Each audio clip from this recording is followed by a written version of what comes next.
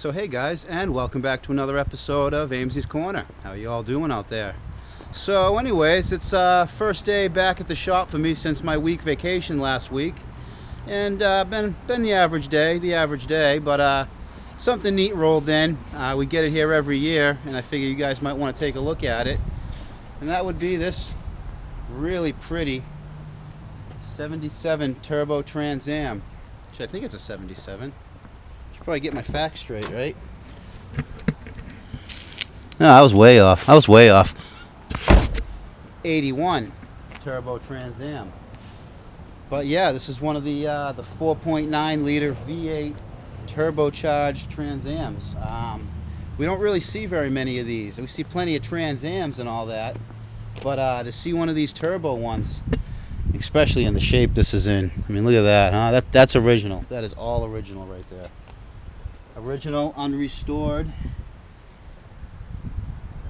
And I'm gonna have to put you down to open the hood.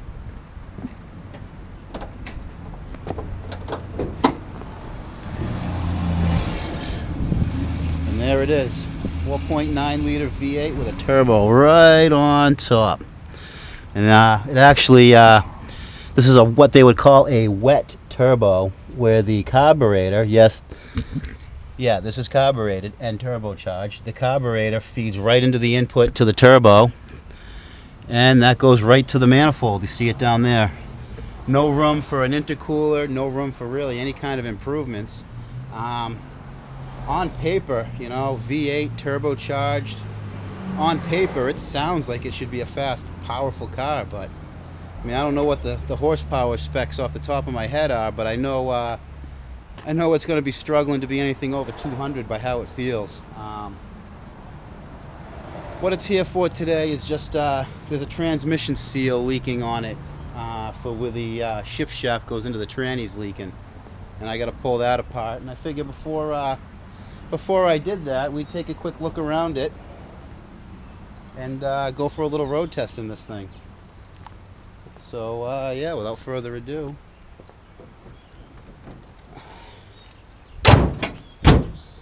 I do like that fire chicken on there, huh? You know, this has been stored inside. Neat thing about these cars, it's got some of the warning lights right into the non-functional scoop there.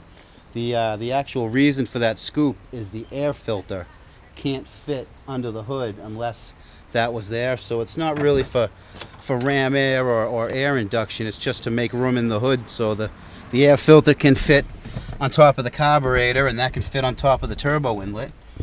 So I like this engine turn dash. Just showing a little bit of age, but what you would expect. Interior is amazing for an 81 car. This car is also for sale. It's going to be going to the auction, but if any of you guys want to speak up and own this thing, I can make that happen. You guys want to leave a comment down below, and I'll give you the phone number of the guy that owns it. It's actually a dealership up here, Stevie from Interstate. And I've taken care of this car every year. It comes in the spring for its yearly checkup and inspection. So yeah, if anybody wants this car, I can make that happen. I'm not sure what he wants for it, but I don't know what he's going to think he's going to get at an auction. I don't, you know.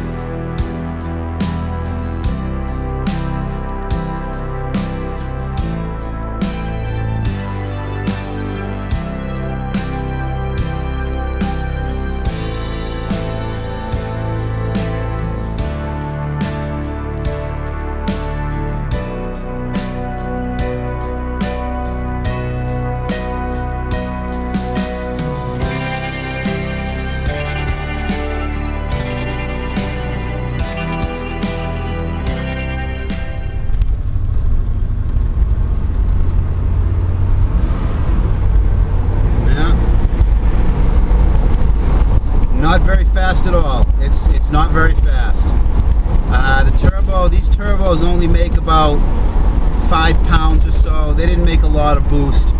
Any turbocharger, any vehicle that has a turbocharger that's not intercooled really can't put anything more than 5 pounds of boost down, or it's just gonna be a heat nightmare. It's gonna ping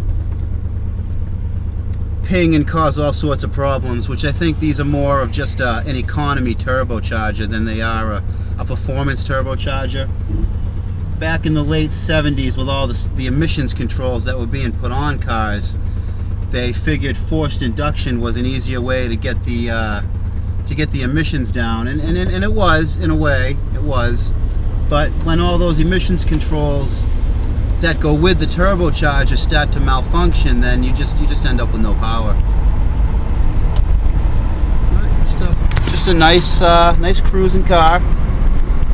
Definitely looks the part though, doesn't it, boys? Doesn't it just look the part? How clean this thing is. If any of you want to do a little research and find out the numbers, how many of these they made, I'm not sure. I'm at work. I can't really jump on the computer and look up specs, you know, build numbers and performance specs most of the time, because, you know, I had to fix a car before I brought this in. I got to fix this car, and there'll be another car waiting for me when this one's done. But I just figured I'd grab you guys and take you for a little drive in something we don't really see very often. Never see them in this condition. That's to the floor right now. At about low 4 pounds of boost. Feels like, I'd have to say, it feels like about 190 horsepower. You know, now you're thinking nowadays cars, when you get a V8 with a turbocharger in a late model car, I know it's comparing apples to oranges, but you had a V8 turbocharged nowadays, you're pushing 500, 600 horsepower out of nowadays V8 turbo cars. I mean, even 4-cylinder cars with a turbocharger are pushing what, 400 from the factory. What's a WRX put out? What's your average Impreza WRX put out? And that's just a 4-cylinder. Is a nice driving car though. Drives straight, handles nicely. This is going to turn around right here, just because we're not out just driving around. We got to get this car fixed up, boys. We got to get this car fixed up. So anyways, yeah, Turbo Trans Am, pretty hot.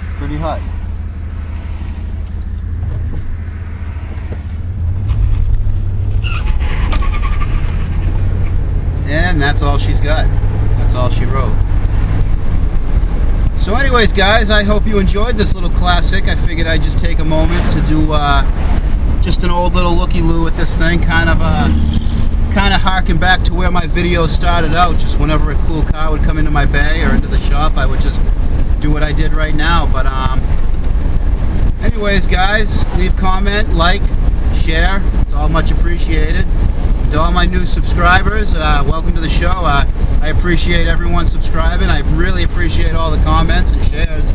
And until next time, guys, keep it out of the cabbage.